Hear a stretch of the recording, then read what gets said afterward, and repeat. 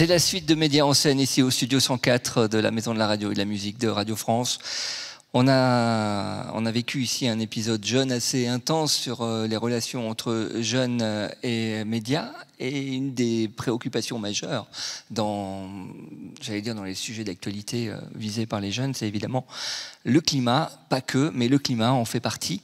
Le climat et aussi les sciences. Alors, la culture scientifique des journalistes a été beaucoup questionnée ces dernières années avec la crise du Covid, où on a pu voir sur certains plateaux une culture, on va dire, un peu déficiente et un esprit de contradiction qui n'était pas véritablement très présent quand des pseudo-experts pouvaient dérouler des analyses.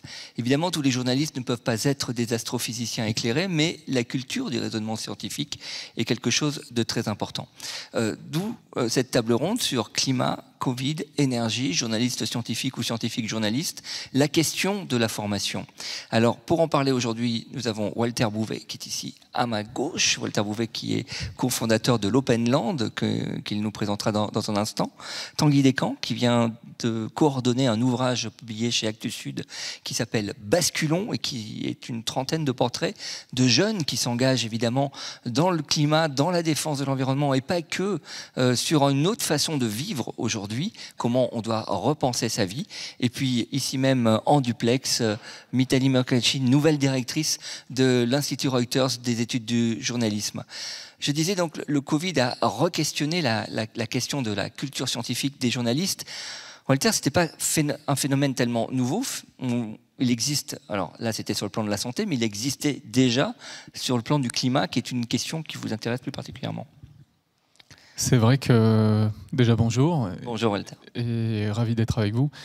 C'est vrai que sur cette question, quand on regarde un petit peu en arrière, au début, au milieu des années 2010, à une époque où moi j'ai exercé encore le métier d'éditeur de presse, sur la question du climat, on voyait souvent le souci sur les plateaux télé ou radio, le souci toujours d'égaliser la parole, d'avoir une forme d'équilibre, en mettant de part et d'autre des scientifiques, climatologues, et puis des personnes ou des personnalités qui, sans être forcément climatologues, émettaient des doutes sur la réalité du changement climatique. Des climato-sceptiques pour ne pas les nommer. Alors on voit beaucoup moins ça aujourd'hui, mais à l'époque, il y avait cette idée selon laquelle finalement défendre la question du climat, ou enfin poser la question d'un climat déréglé, c'était d'abord une question d'opinion avant d'être une question de fait, et donc avant d'être une question scientifique.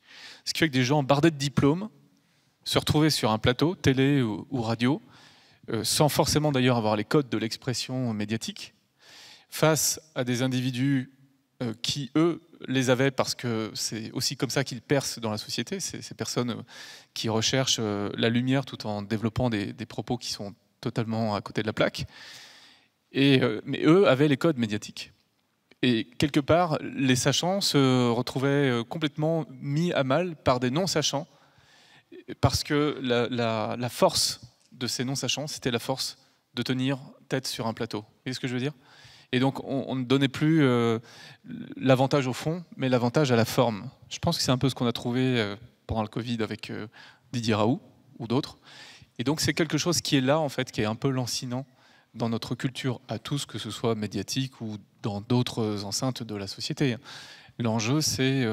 effectivement, la question est posée. L'enjeu, c'est comment est-ce que chacune et chacun, dans nos métiers, de journalistes en l'occurrence, mais pas seulement, on accepte de sortir un petit peu, de descendre la route du hamster, ce quotidien là qui nous emballe et qui nous emmène, en se disant, mais là, il y a quand même un sujet, ce serait bien que je le comprenne, parce qu'il y a une langue commune à établir, une langue commune sur la base de laquelle on va pouvoir faire société.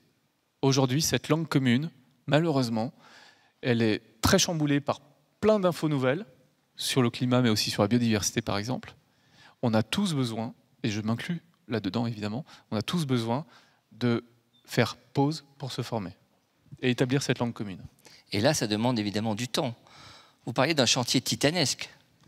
Ça demande du temps dans une société qui n'en a plus, enfin qui ne sait plus en avoir, et qui court après le temps. Nous courons après le temps, les journalistes courent après le temps. Je ne suis plus journaliste, mais je vois bien les journalistes et mes amis qui le sont courent après le temps. On court après l'info, on court après telle ou telle déclaration, on court... Enfin, voilà, on passe notre temps à... C'est pareil pour le climat, un rapport du GIEC, une inondation, une COP, et à côté de ça... Oui, voilà. Alors, il y a des phénomènes ponctuels. On met la lumière sur une actualité importante, et puis j'y pense et puis j'oublie en fait.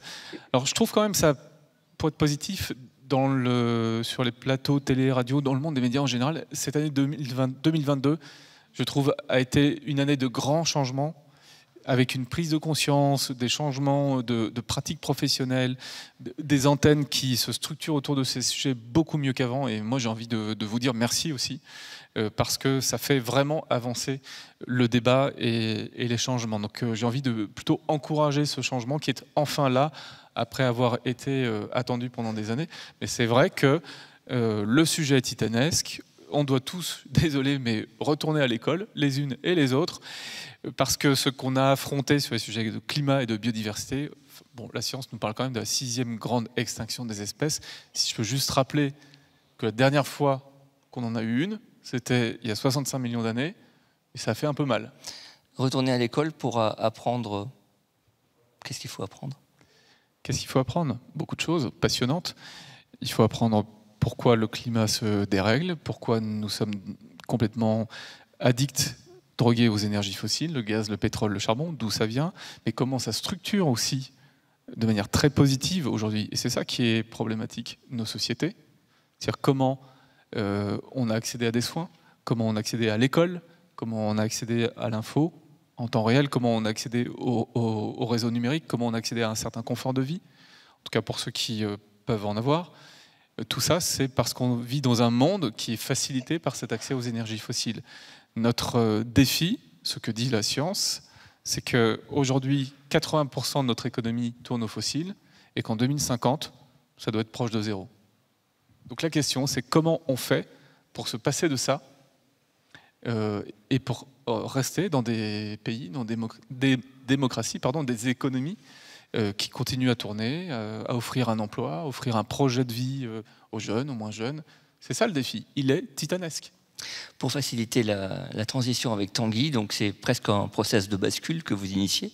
Justement, la bascule, c'est la sémantique que vous utilisez avec cet ouvrage Basculons, donc une trentaine de portraits de jeunes qui expliquent pourquoi d'un seul coup, c'est devenu l'élément central de leur vie.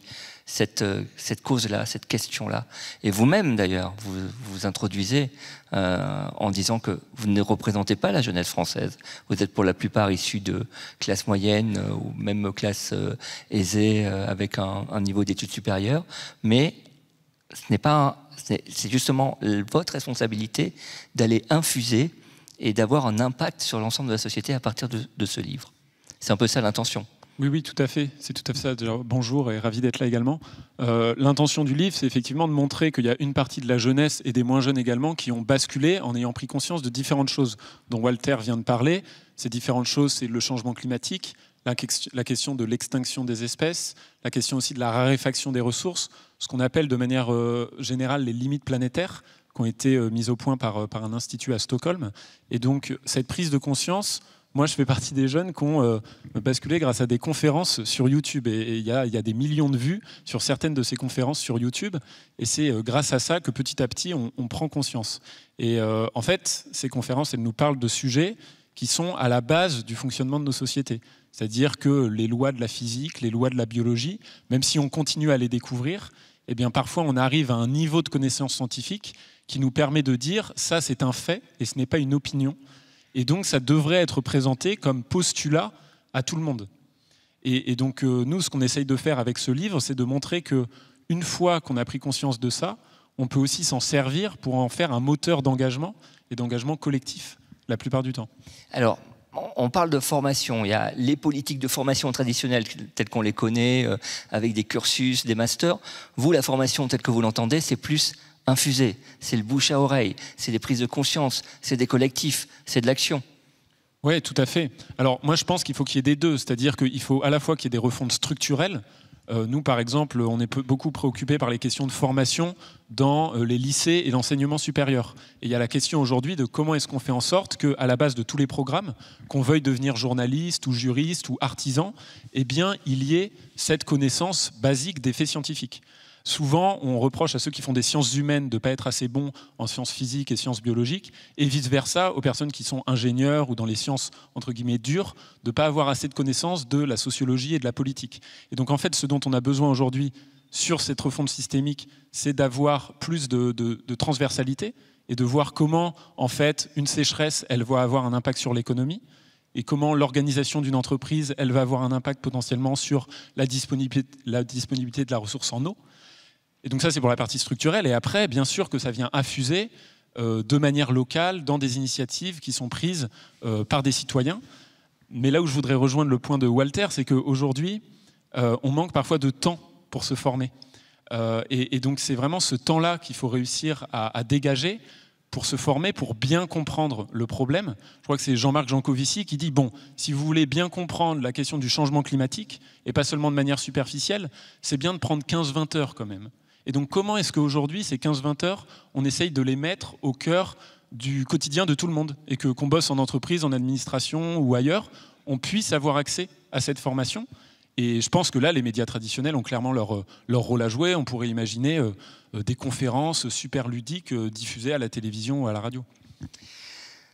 Je voudrais qu'on accueille aussi en direct d'Oxford Mitali Mukherjee, qui est nouvellement directrice depuis le 1er septembre. Félicitations Mitali déjà pour cette nouvelle fonction.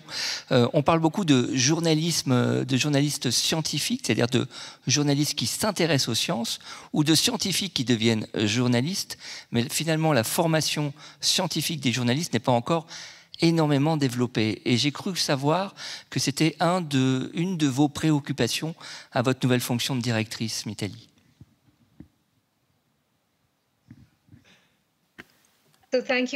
Merci de m'avoir invitée tout d'abord, et je suis désolée de ne pas être là-bas physiquement. Et je suis ravie de voir que c'est un sujet de débat dans les médias aujourd'hui. J'aimerais vous parler du contexte, ce que nous faisons chez Reuters et quelles sont nos observations au point de vue journalistique. J'ai entendu beaucoup de choses de mes co-panélistes sur la vision externe. Et il y a un an de cela, l'Institut Reuters a commencé quelque chose, c'est un réseau sur le climat. Nous avions deux objectifs. Nous voulions que l'information sur le climat soit disponible pour un plus grand nombre de journalistes, et nous voulions que ça soit très varié, diversifié. Et là, nous sommes dans notre troisième phase. Nous avons 100 journalistes qui représentent 77 pays, et on essaye d'avoir des journalistes du Sud, de l'Asie du Sud, de l'Amérique latine, des îles du Pacifique, de partout, là où les informations ne sont pas disponibles très facilement. Et ça, c'est le contexte général. J'aimerais partager mes observations sur le journalisme scientifique en tant que concept. Ce qui s'est passé durant les dernières années, comme on l'a vu, c'est qu'il y a un plus grand nombre de journalistes qui ne parlent pas du climat, qui veulent comprendre ce sujet. Et nous aimons cela. Pour moi, le climat, ce n'est pas un silo, ce n'est pas une catégorie, une rubrique, c'est quelque chose qui doit être appliqué dans tous les reportages, que ce soit dans la mode, l'économie, la politique. Le climat, c'est un nouvel angle. C'est important de l'intégrer dans toutes les histoires. On le voit avec la Coupe du monde de foot et les reportages là-dessus. Donc, nos journalistes ne sont pas des journalistes scientifiques. Maintenant, ayant dit cela, j'aimerais vous souligner les défis auxquels les journalistes ont à faire face dans leur rédaction. Tout d'abord, les données juridiques qui sont des données sur lesquelles on peut dépendre. Pour les journalistes, il faut qu'ils comprennent ce qui est fiable et ce qui n'est pas fiable.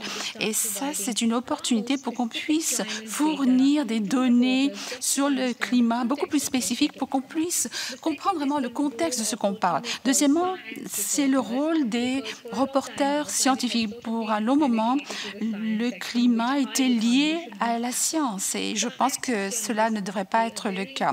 Les journalistes scientifiques jouent un rôle très important. Ce sont des mentors, ce sont des guides dans les rédactions. Ils doivent soutenir le reste du réseau. Ils doivent comprendre l'importance d'une histoire. Et le défi auquel les reporters ont à faire face, c'est la proportionnalité de l'histoire. Qu'est-ce que ça signifie dans le contexte de ce que l'on regarde, le climat? Quelle est son importance? sens comment on doit approcher ce sujet. Et la proportionnalité, c'est très important ici. Et là, je ne veux pas divulguer trop de choses, mais chez Reuters, dans quelques semaines, nous allons sortir un reportage. Et je voulais juste vous dire que je pense qu'il y a des observations très intéressantes à faire sur ce que souhaite le spectateur.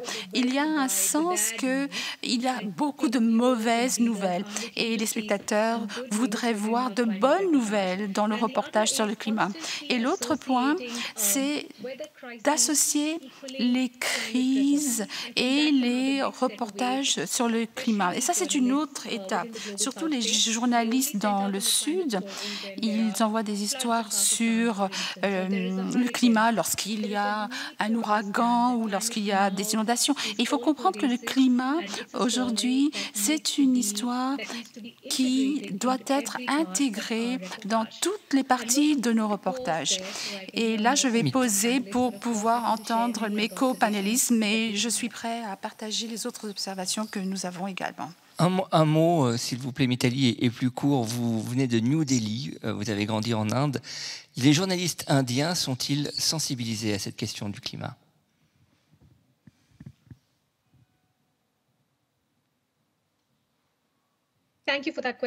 Merci beaucoup d'avoir posé cette question. C'est effectivement une grande question. Les journalistes, pas uniquement de l'Inde, de tout l'hémisphère sud, en fait, sont sensibles au problème. Le problème, c'est que, ils n'ont pas accès aux données, ou bien les données n'existent pas dans cette région, ou bien celles qui existent sont vraiment orientées vers le nord concernant le contenu et les voix qui réussissent à s'exprimer concernant le climat.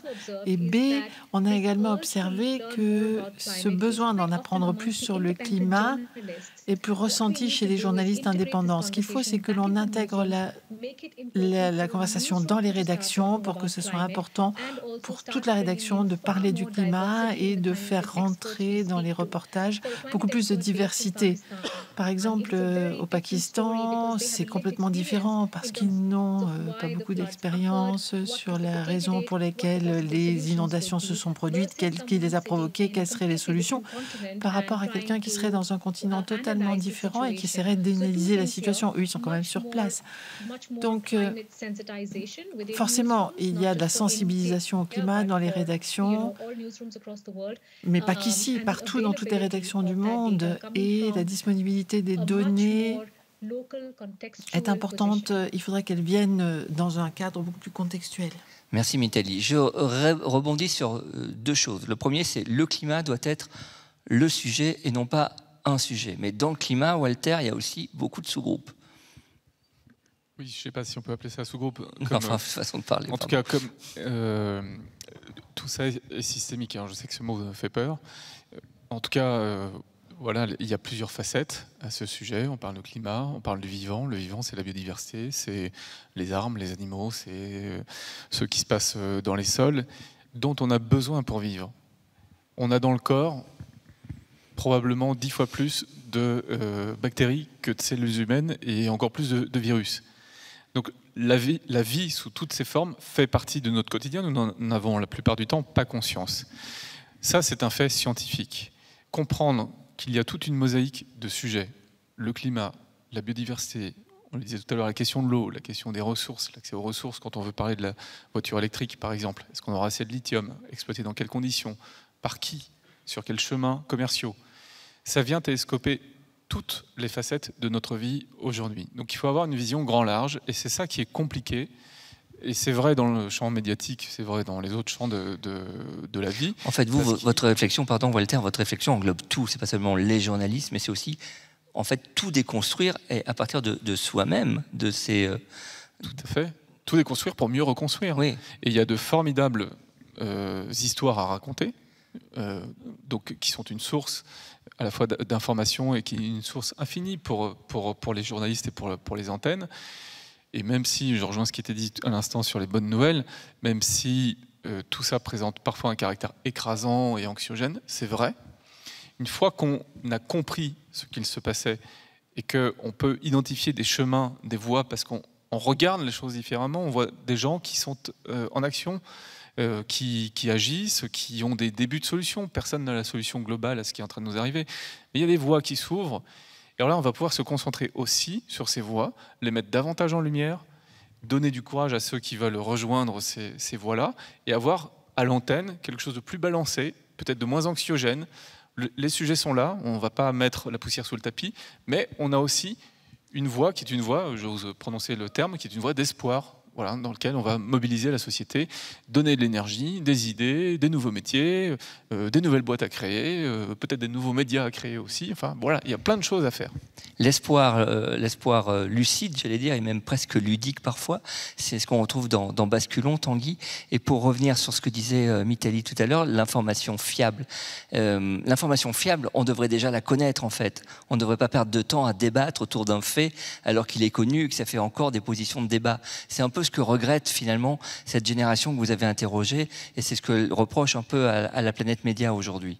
Alors c'est ce que regrette ma génération, mais aussi ceux qui sont plus âgés que nous, qui sont des défricheurs et des défricheuses de l'écologie, qui ont milité pendant longtemps sans forcément être entendus.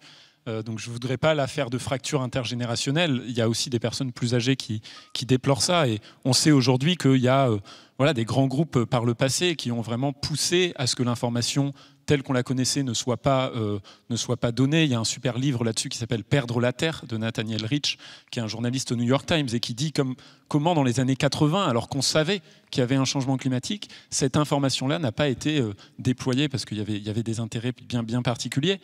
Et donc nous aujourd'hui, ce qu'on veut dire, c'est que effectivement, tout journaliste devrait se sentir légitime. Et je pense qu'on a la chance en France de pouvoir le faire, de donner cette information scientifique sans risquer d'autres choses. Je sais que dans d'autres pays, c'est beaucoup plus compliqué. On a aujourd'hui beaucoup de journalistes dans le monde qui veulent aborder ces questions d'environnement, mais qui vont être menacés dans leur vie, ou dans leur survie, disons-le, parce qu'elles amènent ce sujet qui viennent poser problème. Et donc, il y a même eu des meurtres déjà. Tout à fait. Des journalistes assassinés. Tout à fait. Je voudrais saluer le travail de formation très important de l'ESJ Lille, qui est une école de journalisme qui depuis 30 ans a développé un master scientifique, et aussi depuis 6 ans un master climat et biodiversité qui a déjà diplômé une 50aine de journalistes aujourd'hui en activité. Et ça aussi, c'est une voie très importante à creuser pour les écoles de journalisme. L'ESJ Lille est pionnière en ce sens. Il nous reste 3-4 minutes pour des questions dans la salle. S'il y en a. Non. Si. Oui, bonjour. Bonjour. J'avais juste une petite question, qui n'est pas vraiment hors sujet, mais qui est attenante au problème. Quid du brain content? Je parle par exemple de l'exemple de Science et Vie, qui est un journal qui a été racheté par Reworld Media, qui fait du brain content et qui me semble être un obstacle à la crédibilité scientifique des journalistes. Résultat, la plupart sont partis d'ailleurs. Il faut créer Epsilon. Voilà. Donc c'est quand même aussi un sujet. Walter? Ça pose une question qui est celle là au niveau de l'éditeur. Donc de l'éditeur, c'est-à-dire l'entreprise qui porte le titre de presse, de sa responsabilité sociale et environnementale. Et je pense comme une entreprise de presse, une organisation, qu'elle soit publique ou privée, c'est le cas ici à Radio France, ou aux Échos qui est partenaire de l'événement et cofondateur de l'événement, ce sont des organes de presse, mais ce sont aussi des entreprises dans lesquelles il y a des journalistes et des non-journalistes d'ailleurs, et qui doivent intégrer la notion de leur responsabilité sociale et sociétale. Et se poser la question des limites. Tanguy parlait de limites planétaires tout à l'heure. La question des limites, c'est-à-dire derrière la question des renoncements. À quoi, en éthique, allons-nous renoncer demain? Par exemple, à une certaine porosité entre certains annonceurs, parce qu'ils ne le sont certainement pas tous, qui sont cyniques et qui se contrefichent de ces sujets, et une rédaction qui, elle, a envie de s'emparer de ces sujets, parce que tout simplement, factuellement et scientifiquement, c'est son rôle. Donc là, je renvoie à la responsabilité de l'éditeur, de l'entreprise, publique ou privée, et on peut peut-être citer le plan de formation, le tournant qui a été pris par Radio France. Voilà, typiquement, ça conduit à ça, c'est-à-dire qu'à un moment donné, une entreprise se dise, ok, comment on prend ce sujet qui est complexe, comment on travaille collectivement à un plan qui va être un moment marquant, il y aura un avant et puis un après, pour ce qui est de la responsabilité de l'éditeur. Ça va vraiment beaucoup trop vite. On aurait dû parler aussi du rapport à l'économie parce que science, climat et économie, tout ça est lié. Évidemment, ça doit participer aussi au plan de formation, mais le temps est ainsi et c'est parfois frustrant, mais ça peut aussi engager des pistes de réflexion sur des conversations entre vous ou encore, allez voir, on n'a même pas parlé de l'Open Land qui est en fait une sorte de projet évolutionnel, c'est ça, c'est faire de... Évolutionnaire. Voilà, évolutionnaire, pardon. Sans le R. Oui, sans le R. Sans le R au début, qui évidemment incite en tout cas vient en aide aux associations et aux entreprises qui veulent faire de la transition écologique leur métier. Un grand merci Walter Bouvet, un grand merci Tanguy Desgans. Basculons, c'est chez Actes Sud. Merci à vous.